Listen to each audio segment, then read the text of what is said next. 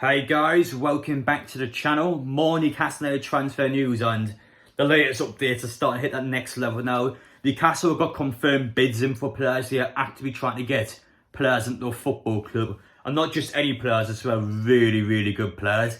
So you guys should be excited. I'm not saying these deals are going to happen, but the club is actively trying to bring top class players in.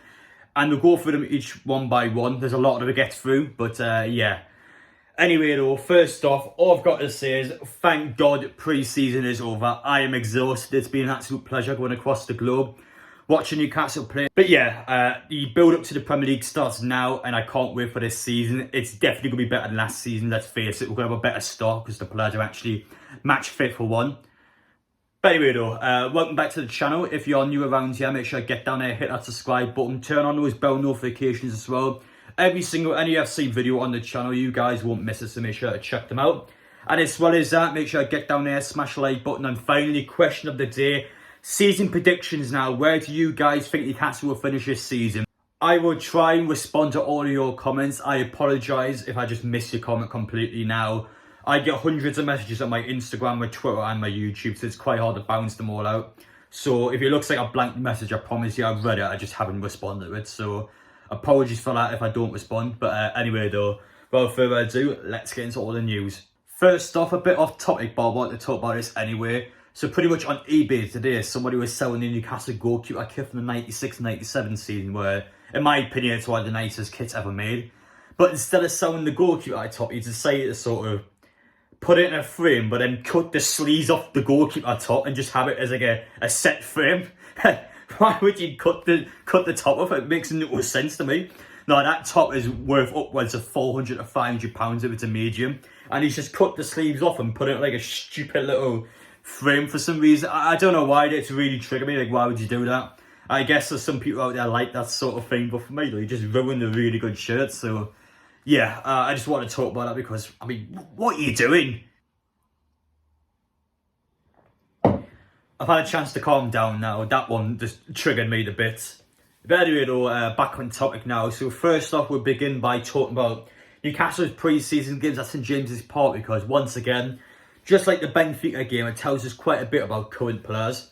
So we won both the games for one. I was quite surprised by that. Yes, the performances weren't the best, but we were playing players for 90 minutes and just making them work hard. And what do you say? We'll beat two decent teams, regardless of how you think we played. So yeah, well done on that. Again, no Javier Mancur, Federico Fernandez, nowhere to be seen. Obviously, Sherry's injured. De Bruyne came back from his injury.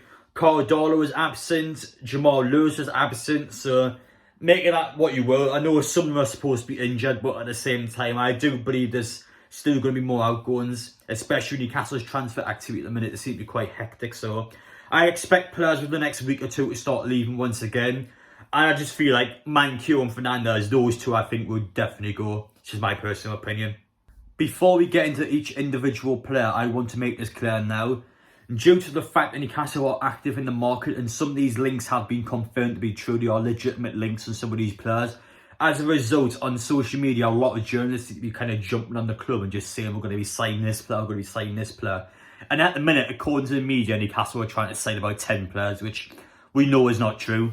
So yeah, some of these links, chances are they just won't be true at all. I'll try my best to tell you which ones I believe are true and which ones I think are a load of crap. So yeah, bear with me, there are a lot of links. But first off, I don't think this one is true at all, but we'll put it on the screen anyway. Jack Harrison from Leeds. It's been rumoured that Newcastle have bidded about £35 million for him, but Leeds want 40 plus. I don't think one, Newcastle would bid this much for him, and I don't think two, Leeds would even sell him. For a start, Leeds have sought Rafinha and Calvin Phillips in this window, so they've already got rid of two of their big players. They stayed in the Premier League. That's quite important for Newcastle as well, and that's going to link onto a Burnley player shortly. But they stayed in the Premier League, which means that players have more incentive to actually stay at the football club. And for Newcastle, there's better options out there for £30 to £40 million. So why would you try and get Jack Harrison for that amount of money? I personally don't see anything in this one at all. I just want to talk about that one now in case anyone asked about it. Let's talk about that Burnley player now, shall we? Maxwell Cornet. In Burnley's failed attempt to stay in the Premier League last season, he scored 9 goals in 26 matches. That's actually a really good return, and believe it or not as well, if Maxwell Cornet has scored 9 goals for Newcastle last season, he would have been our top goal scorer in the league. So yeah, it's nothing to joke around about. 9 goals is very good in the Burnley side. And speaking of which, he has a £17.5 million release clause. He's somebody that plays on the right-hand side of the pitch. We need a right-hand sided player that can play on the wing. He can do that. And for £17 million, personally for me, I think it's good value. We already bought Nick Pope for, what was it, about £12 million in Burnley. Exceptional value for him. And so far, the links have been confirmed to be true. So we've got TalkSport, they came out and they claimed that Newcastle will actually trigger the release clause and just straight up buy him.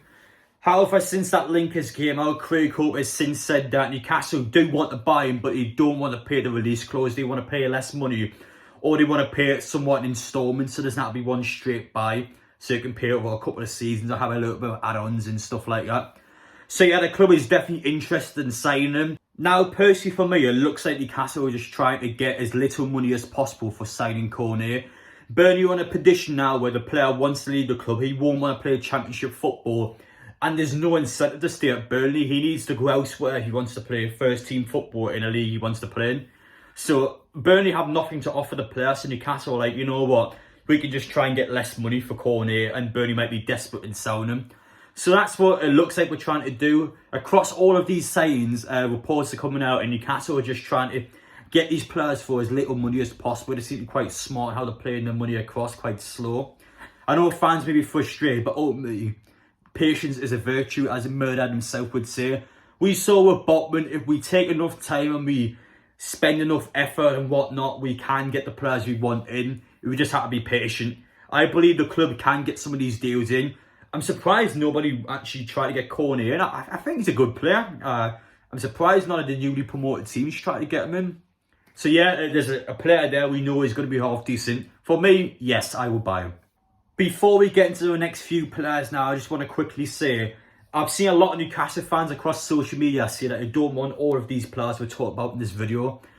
Now, you're entitled to have your opinion. I'm not saying to you, you should definitely want this player, you should definitely have this player, but I will say, remember who we were 1 year ago. We signed Joe Willock as our only player in the transfer window. We refused to spend money across the board. We didn't give a crap about the team. The owners couldn't give one. It was more of a shock than anything else. I just say now, just be grateful where we are. You know, we are actively trying to get really good players into a football club. And the question you should be asking yourself is, does these players improve Newcastle now? And to pretty much all the links I've seen, yes, I think these players do improve the squad. Matt Ritchie, Jacob Murphy. I know Alan Woods had a good pre-season, but ultimately he still only scored 1 goal in the Premier League last year. Ryan Fraser, do you think these players are better than them?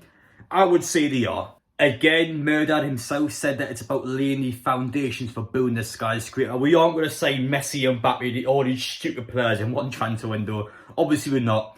We've got to sign players now that will be better for the future and will help us get more players in as we finish higher in the table.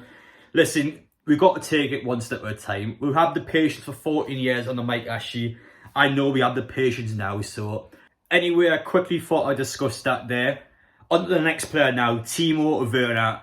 Chelsea's main man, somebody that has lacked the goals since he came in from Leipzig. I still think he's a phenomenal player, but he just hasn't really kicked it on yet in the Premier League. Chelsea are now confirmed to be ready to put him out on loan. And it seems to be between Newcastle and RB Leipzig, his former club, and whoever's going to get him on loan. The fact that Newcastle on this race to get him on loan, I think is mad. I think he's such a good player. And this loan deal as well, it's rumoured to have an obligation to buy him. So if he's a good player for Newcastle, we can just straight up buy him like we did with Matt Target, which I think is a no-brainer. I think it's an exceptional deal if we can get him on a loan deal.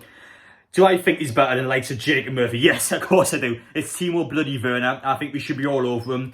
I will be extremely excited we bring him in. So yeah, we see how this one goes. Obviously, you expect him to go to Leipzig, his former club. He was settling more in the Bundesliga. And in a player's point of view, I can understand him going there. A bit like Ekitike going to PSG. He's from France. You can kind of understand why he's going to PSG.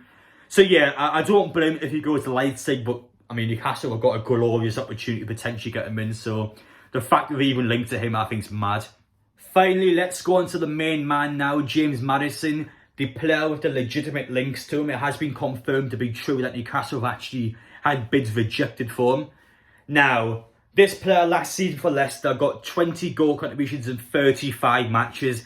That for midfielder is astonishing. My word, that is exceptional. Bear in mind as well, in my personal opinion, I felt like Leicester underperformed last season. So the fact that he's still got 20 goal contributions in that squad is phenomenal.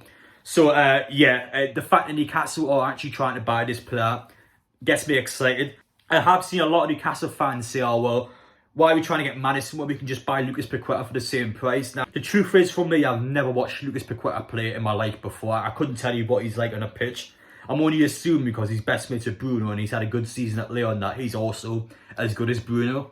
But with Maddison, though, I know what I'm getting with him. I've seen him time and time again, and his finishing is exceptional. He's great at moving the ball around. He's somebody that works well in a team, and I think in Newcastle's style of play, he will just fit perfectly in there.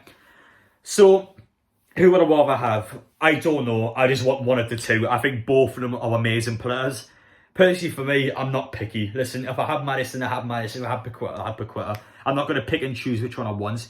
But Maddison and Newcastle have confirmed to be going in for a second bid for him now of £45 million. This one hasn't been rejected yet, but I personally think it will get rejected. I still stand by that Leicester want between £50 to £60 million. Brendan Rodgers, for example, yesterday came out and described the bid as being only 3/4 of Maddison's legs, saying that the bid is just terrible, essentially.